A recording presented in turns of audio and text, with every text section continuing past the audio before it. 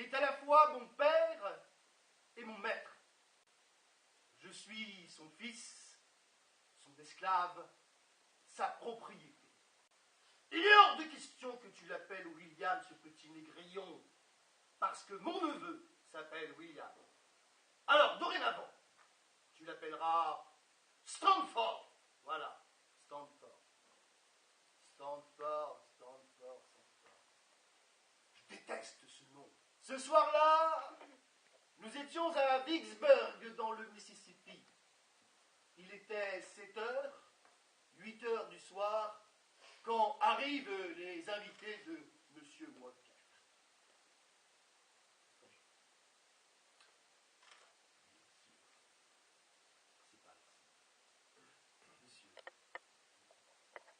Et là, il commence à parler du temps qu'il fait. Des grosses averses dans l'Illinois, du froid dans l'Ohio. Et puis, ils en viennent à parler de politique, hein, de ces hommes du Nord qui aimeraient mettre en place l'abolition de l'esclavage.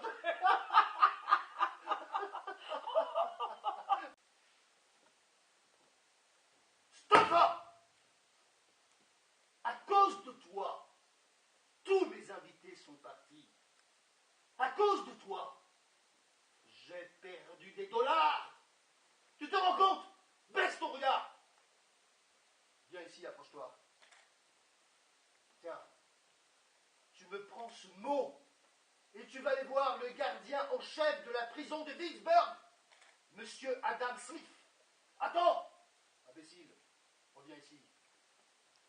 Et tu me prends aussi ce dollar. Et il n'est pas pour toi. Tu le donneras à Monsieur Adam Smith. Et tu verras bien ce qui va se passer. Tu n'as qu'à dire que tu t'es perdu en chemin. Et voilà, très bien.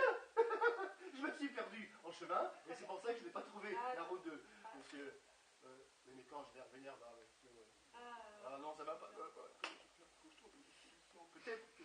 Dis que tu as perdu le dollar et que Monsieur Adam Smith a refusé de te fouetter. Très bien, voilà le dollar. J'ai perdu. Voilà. Ce matin, je suis complètement débordé. J'ai beaucoup de choses à faire, à droite, à gauche. Et regardez, voici un mot que je dois donner à Monsieur Adam Smith, le gardien de la prison. Non, ne vous inquiétez pas. Je dois simplement récupérer auprès de lui une malle, voilà, c'est ça, pleine de vêtements. C'est pour mon maître, Monsieur Walker. Le dollar. Eh monsieur, venez voir. Eh, si je vous donne un dollar, ah ben oui, là. Oh, oubliez pas le mot. Voilà. Donc, oui, en fait, oui, c'est simple. Vous allez, voyez là, tout droit. Un petit peu sur la droite. C'est ça. Très bien, oui, on se revoit tout à l'heure. Dans 1 heure, oui, je pense, ça ira.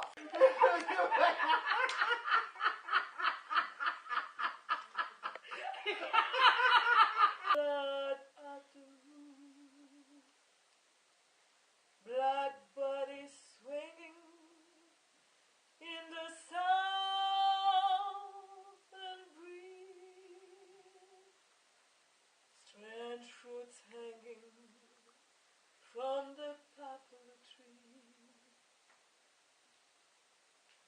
pastoral sin of the goddess sound, bulging eyes and a twisted mouth, scent of magnolia, sweet and fresh, and the sudden smell of burning flesh.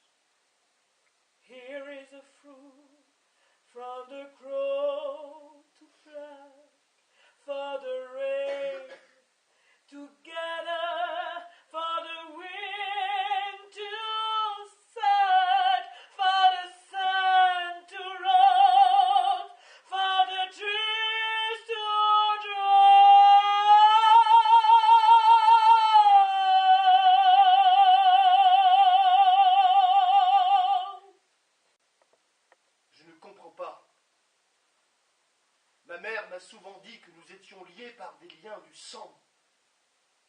voulez me vendre? J'ai travaillé pendant 1 an chez M. Walker, et cela vous a rapporté 900 $, ce qui n'est pas une maigre somme. Et vous voulez me vendre un marchand d'esclaves? Expliquez-moi. Je ne comprends pas. Tu sais, tu vas prendre ton sac blanc, ton petit sac de provisions, et puis moi je vais acheter du bœuf séché, du pain, je vais prendre de l'eau, des fruits, et on partira tous les deux. Tu verras, ça va marcher. Et puis, fais attention, il ne faut pas que ton maître, Isaac Mansfield, se doute de quoi que ce soit. Hein? On partira ce soir. Non, attends. Demain, c'est mieux. Voilà, oui. On se donne rendez-vous à 8 h chez toi, et on partira à 9 h quand il fera nuit. Fais attention. Prépare-toi. Une récompense de 200 $ sera donnée à quiconque retrouvera la mère et son fils, les 2 fugitifs. Signé Isaac Mansfield et le docteur John Young. Like a motherless sometimes I feel like a motherless child, a long way from home, a long way from home. Monsieur Price, riche négociant, armateur de plusieurs bateaux, pour faire plaisir à sa femme, met 800 $ sur la table. Et me voici au service de Madame Price. Stanford, Stanford, comme tu es jolie. Stanford, tu sais, tu as 19 ans maintenant. Stanford, il est temps que tu te maries. Hein? C'est important. Sais-tu parler aux femmes, Stanford? Et il faut que tu aies aussi des enfants. Stanford, dis-moi, tu n'as pas remarqué que Maria te regardait souvent? Non? Eh bien, moi, je l'ai vu, Stanford. Non, elle ne t'intéresse pas. Soit. Mais, dis-moi, est-ce qu'il n'y aurait pas près d'ici une autre femme qui puisse te plaire? Je ne sais pas, par là, du côté du docteur Mills? Stanford, allez, ne sois pas timide. Voyons voir. Une femme qui pourrait s'appeler Ellie. Aide-moi, Stanford. Voilà, Elisa.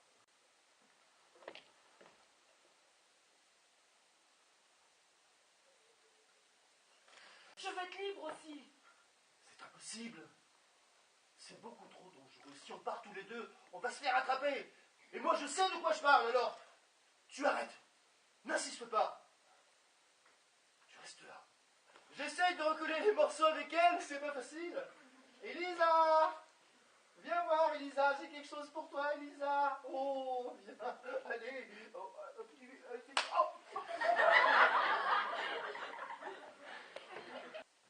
Quand j'entends Cincinnati, là je me dis, William, il faut que tu prennes la fuite arrivé là-bas. C'est ta 2e chance. Alors tu vas faire attention, mais il va falloir que tu sois du voyage. William, let's go!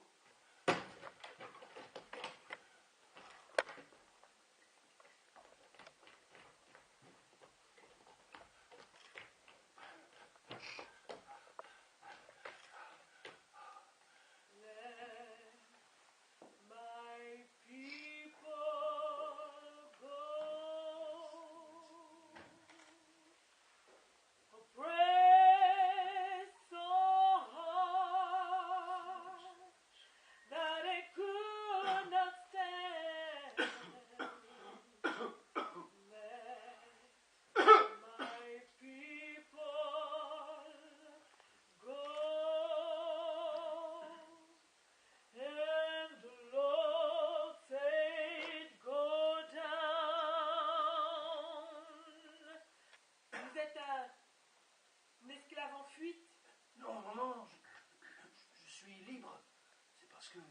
Je me suis perdu et je dois rejoindre ma famille.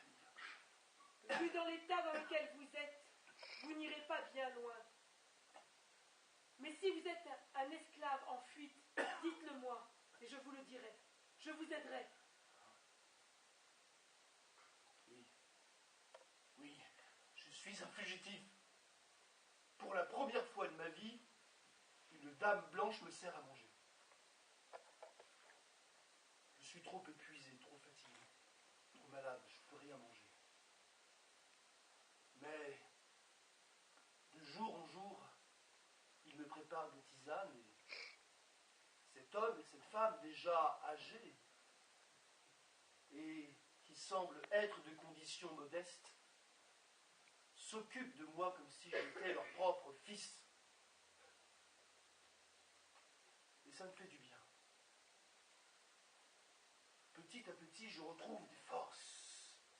La première fois que je suis près du lac Ontario, dans le Haut-Canada, j'ai le sentiment profond d'être enfin devenu un homme libre. Du 1er mai au 1er décembre 1842, j'ai réussi à aider 69 fugitifs à atteindre le Canada.